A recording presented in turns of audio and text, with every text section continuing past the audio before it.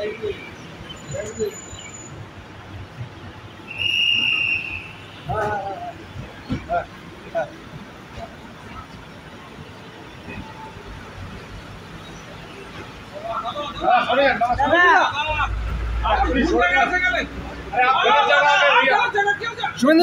মুহূর্তে সব থেকে বড় খবর, রামেশ্বরম বিস্ফোরণ কাণ্ড। দুজন মাস্টার মাইন্ড তারা এই পশ্চিমবঙ্গে শেল্টার নিয়ে লুকিয়েছিল, তাদেরকে এনআইএ অ্যারেস্ট করেছে কাঁথি থেকে অ্যারেস্ট। এবং অমিত মালব্য টুইট করেছেন, মুখ্যমন্ত্রী এই মমতা বন্দ্যোপাধ্যায়ের আমলে জঙ্গিদের একটা নিরাপদ। ওটা সেকেন্ড পার্ট ছাড়ুন, আপনি যে ঘটনাটা বলছেন বলুন। আমি এটা জেনেছি, কাঁথি আমার হোম টাউন জানেন, আমি এটা জেনেছি অনেক আগেই সকালে। তা বিষয় হচ্ছে, পশ্চিমবঙ্গ আন্তর্জাতিক অপরাধী জঙ্গি তাদের একটা মুক্তাঞ্চল, এটা বারে বারে প্রমাণ হয়েছে।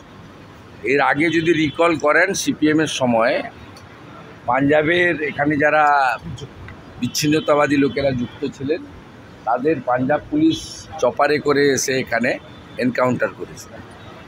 পরবর্তীকালে বঙ্গবন্ধু মুজিবুর রহমানের দুজন ফাঁসির দণ্ডাদেশপ্রাপ্ত খুনি, একজন হাবড়াতে হোমিওপ্যাথি ডাক্তার হিসেবে দীর্ঘদিন ছিলেন, পরে তাকে এনআইএর সাহায্যে গ্রেপ্তার করা হয়। পরবর্তীকালে পার্স সার্কাস থেকে মাজেদকে গ্রেপ্তার করে ফাঁসি কার্যকর করে বাংলাদেশ সরকার। পার্স সার্কাস মানে কলকাতার একেবারে কেন্দ্রবিন্দুতে আছে, তিনি মাজেদ মাস্টার হিসেবে পরিচয় দিয়ে থাকেন। তাই এটা স্বাভাবিক যে গোটা ভারতবর্ষে যত এই ধরনের বিচ্ছিন্নতাবাদী ঘটনা ঘটে, তার সেফ জোন এইটা।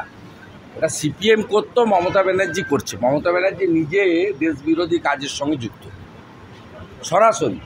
আপনার দিল্লিতে জাহাঙ্গীরপুরীতে যে হনুমান জয়ন্তীর দিন ঘটনা ঘটেছিল, তার মূল অভিযুক্ত ফিরোজ, যে আমাকে 2রা মে হলদিয়া এসডি অফিসে আমি যখন সার্টিফিকেট নিতে গেছিলাম, পাথর ছোড়ায় অভিযুক্ত। এনআইএতে এখনও দিল্লির জেলে আছে, তার বাড়ি তমলুকের একটি গ্রামে। আপনি লালটু শেখ এবং আব্দুল মান্নান, যারা ফেক আই কার্ড তৈরি করত, তারা গ্রেপ্তার হয় সোনারপুর থেকে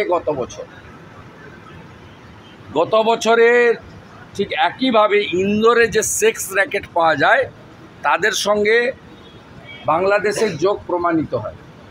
এইখানে মানে রাষ্ট্র বিরোধী একটি রাজ্য সরকার থাকার জন্য তাদের পুলিশকে কার্যত পার্টির ক্যাডারে পরিণত করে পুলিশের যে নিজস্ব ফাংশনিং আছে সেটা করতে না দেওয়ার কারণে পশ্চিমবঙ্গের আজকে এই অবস্থা হয়েছে।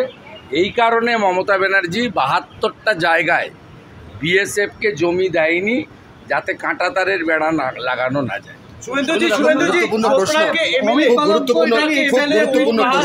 उसको तुरंत गिरफ्तार करना चाहिए और उसको हिरासत में डाल देना चाहिए till the completion of the election. মাত্র 8 দিনের মাথায় রাজ্যে প্রথম দফার লোকসভা নির্বাচন, এরকম একটা স্পর্শকাতর সময় ঠিক এইভাবে পশ্চিমবঙ্গের বুকে লুকিয়ে থাকা দুজন মোস্ট ওয়ান্টেড জঙ্গি গ্রেপ্তার হলো। রাজ্যে সার্বিকভাবে নির্বাচন এবং তার নিরাপত্তা নিয়ে আপনারা কি আশঙ্কিত? আশঙ্কিত কিছু নেই, এ তো প্র্যাকটিস, সবাই জানে। হামিদুর রহমানের বক্তব্য কি, 26 তারিখের পরে আমাদের সেন্ট্রাল বাহিনী থাকবে। তার মানে ওদের সেন্ট্রাল বাহিনী কে? শাহজাহান শেখ। ওদের সেন্ট্রাল বাহিনী কে? হিঙ্গলগঞ্জের মেহেদি হাসান। ওদের সেন্ট্রাল বাহিনী কে? মিনাখার আয়ুব গাজী। ওদের সেন্ট্রাল বাহিনী কে? বাসন্তীর রাজা গাজী। ওদের সেন্ট্রাল বাহিনী কে? ফলতার জাহাঙ্গীর। ওদের সেন্ট্রাল বাহিনী কে? ক্যানিংয়ের শকত মোল্লা। কালকে জিটিএতে মমতা ব্যানার্জি